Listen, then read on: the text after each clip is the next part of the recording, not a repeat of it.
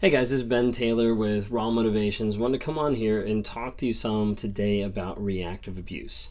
I was talking to somebody the other day in one of my one-on-one calls, and they were talking about how it just seemed so frustrating looking back on the situation, on the life they'd lived with the narcissist, with the toxic person, and seeing and acknowledging everything that they've done in that relationship.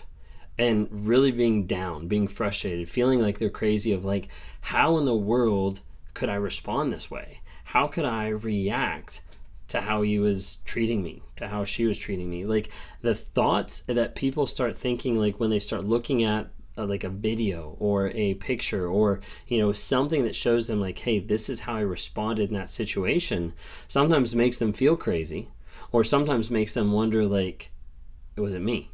Am I the problem? You've probably been in a situation like this where you've looked back and you've been like, I don't normally respond this way, but I responded this way to this person. And one, either I feel crazy or I just feel like bad. I feel stupid. I feel all these types of emotions that you're like, this isn't me. Why am I doing this? You might have been involved in something called reactive abuse. Reactive abuse in the psychopath, sociopath, toxic, narcissistic minefield is the idea of where the narcissist push you to the edge, push you to the place, push you past sanity in one sense, push you to the place where you're going to react, where there's going to be a reaction that happens. Now, it could be something as simple, or it could be something that's huge, but what it is pushing something. It's like pushing your buttons, getting to the place where they're pushing your buttons so much that it gets to the place where you just lash out, where you respond, where you all of a sudden come back at them and out of a way that you would never do with anyone else. This is why oftentimes in the relationship, the person who's being abused starts to think like, maybe I'm the problem because of how the narcissist is treating them, or how the narcissist is saying like, you're the one that needs to get help. You're the one that needs to get checked out. Like there's something wrong with you. But when you take a moment and you step back and you start to think like, wait a second, like how I was yelling, how I was reacting, how I was, defending myself, whatever it might be, like how I was acting that moment, do I act that way to everybody else in my life? A lot of times people will start to realize like, hey, I'm acting that way only around this person, or I'm acting that way only through this set of events. But the narcissist doesn't want you to see that. They don't want you to hear that or understand like, hey, this is what's actually happening. What they're trying to do is keep you off guard, kind of push you off kilter so that you're not able to actually assess what's going on. This oftentimes happens with the cognitive dissonance that they give by pushing, pulling, giving praise, giving devaluation, telling that they care about you, then showing the exact opposite. And when they do that time and time again, it produces that confused state in your mind of not knowing what's going on. When they push you so far to the place where you start to react, that's where it turns into reactive abuse. Now, if you've experienced reactive abuse or you've been privy to reactive abuse, you probably get to the place where you start to feel really discouraged and you start to blame yourself. What you have to remember is in that moment, you didn't have the education or knowledge to know what was happening.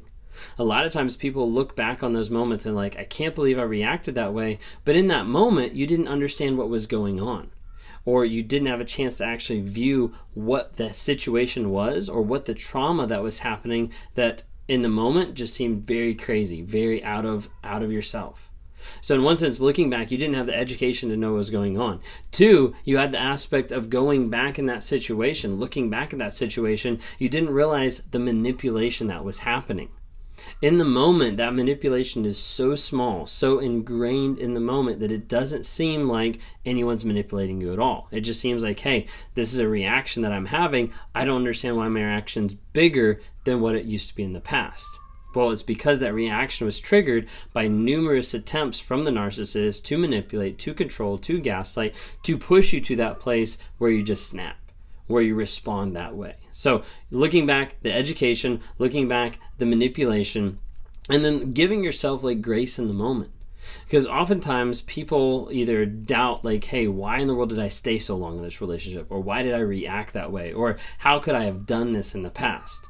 What you have to think about is in the moment, you didn't have that knowledge. You didn't have that awareness. You didn't have that baseline of understanding, hey, this is what I've gone through. This is what's actually happening. Think of it this way, like when you start school and say you're, in the second grade, you're not performing algebra and trigonometry questions, but you get farther up, you get into high school and you're starting to perform those. You're starting to learn about those. You're starting to implement those into your schoolwork. Okay, it would be like the idea of in high school being like how stupid I was back in second grade because I wasn't doing algebra functions. That's the thought process. That what's actually happening is when you look back on the past and you're like, I can't believe I acted that way. How stupid was I for acting that way? Part of it was you didn't have that knowledge. You didn't have that understanding of what was actually going on. And you need to take a pause and you need to give yourself a rest and a break when you think about that. A lot of times you also have to realize you're not alone. You see, the narcissist wants to isolate and make you think that how you're reacting is not typical at all.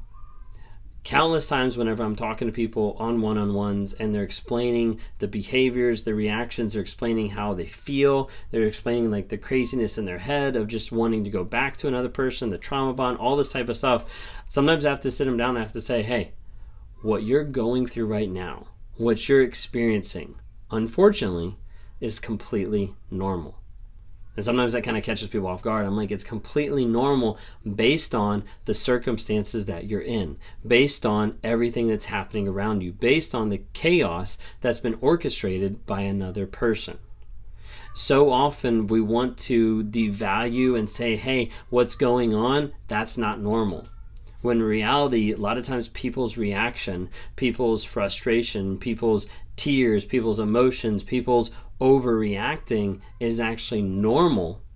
But the narcissist has trained us in so many different ways that it's not normal. That you're the crazy one, that you're the one that needs help, that you're the frustrating one, that you're, and name whatever you want to name, that's what they'll try to put back on you. So you have to understand in this moment, based on the circumstances that you've gone through, if you've had a reactive abuse, if you've been the one reacting in that abusive way because of another person manipulating you, that's actually normal for those type of situations. You also have to realize you're not the only one who's had reactive abuse, who's reacted to that abuse in an abusive way. There's many people out there that have had the same story, the same thought process, the same manipulation that's led up to them screaming, yelling, hitting, punching the other person, when in reality that's not them, and that's never been them. But they've been put in that situation that the narcissist has used and manipulated and gaslit and pushed them so far that they snap and they react that way. If that's you, I want to encourage you today. 1, you're not crazy. 2, you're not alone. And 3, there's help. There's help to be able to work through those stories that you're telling yourself, those past memories that you're going through. If you don't know much about me or my content, with being on here as a self-aware narcissist, I try to give people insight into the narcissist mind. I try to give people insight to the things that I struggle with, to the things that I've been through. And as I work with people on a day-to-day basis, I try to maybe to touch on 3 main topics. And that's the idea of the trauma bond, that's the idea of detoxing from the narcissist, and that's the idea of clarity and vision. And so as we work through these different sections, like day by day, piece by piece, we're able to acknowledge like, hey, when you're stuck in that trauma bond, and you might be stuck in a trauma bond. The trauma bond is the idea of where you know in your head, hey, this person's toxic for me, but you feel in your heart or your emotions that you just want to be with them, see them, feel them, touch them, hug them, experience some aspect of life with them. And oftentimes that trauma bond is based on cognitive dissonance, hope, or potential, thinking that something will happen or something will change in that aspect. And as I work with people, we break down the story. And as people learn the tools that I try to give them of breaking down the story, rewiring their mind with the new story based on the facts, it's amazing to see how encouraging it is for them to see that change and growth really quickly. Right before I did this video, I got off a call with someone that came in and they said, hey, I took the news story, I implemented it everywhere. It was everywhere. It was on my fridge, it was in the kitchen, it was on the table, it was on my nightstand, it was on my mirrors, it was on my phone. Like I put it everywhere. And she said, the change that I've had in the past month has been incredible. That's what I'm trying to help people, is provide awareness, growth, healing, and change. That's why I'm on this platform. If you don't know much about the other platforms that I have, we've got Nuggets of Truth that's dropping every single day on TikTok, Instagram, obviously here on YouTube as well, also on Facebook. So feel free to join any of those platforms, interact with other survivors.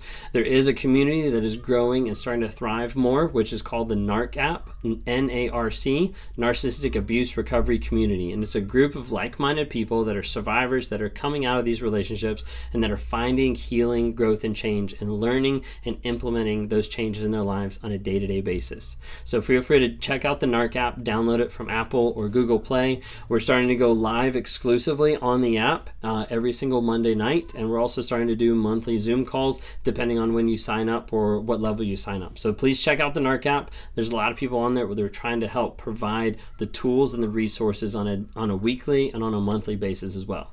Thanks so much.